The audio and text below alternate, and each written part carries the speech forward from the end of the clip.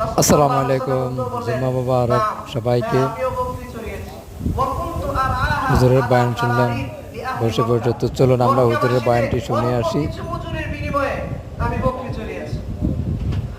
হুজুরে কি বলে?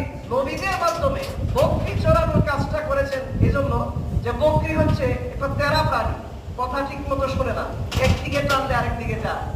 তো এটা একটা ট্রেনিং, ভবিষ্যতে যেন মানুষ সে কন্ট্রোল রাখতে পারে, মানুষ চড়াইতে পারে। এজন্য আল্লাহ পাক রব্বুল আলামিন প্রত্যেক নবীদের মাধ্যমে বকরি চড়ানোর কাজ নিয়েছেন।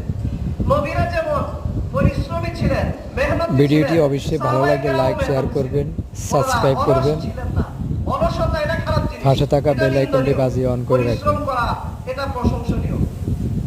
সাহাবায়ে কেরামের ক্ষেত্রে আপনারা যদি দেখেন, অনেক সাহাবায়ে কেরাম এরকম রয়েছেন যারা শূন্য থেকে, কিছুই ছিল না, ব্যবসা বাণিজ্যের মাধ্যমে, শ্রমের মাধ্যমে, মেধার মাধ্যমে ওনারা শেষ জমানায়, শেষের জীবনে এসে কোটি কোটি টাকা সম্পদ রেখে ইন্তেকাল করেছেন।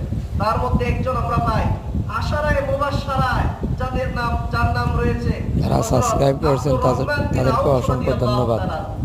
আব্দুর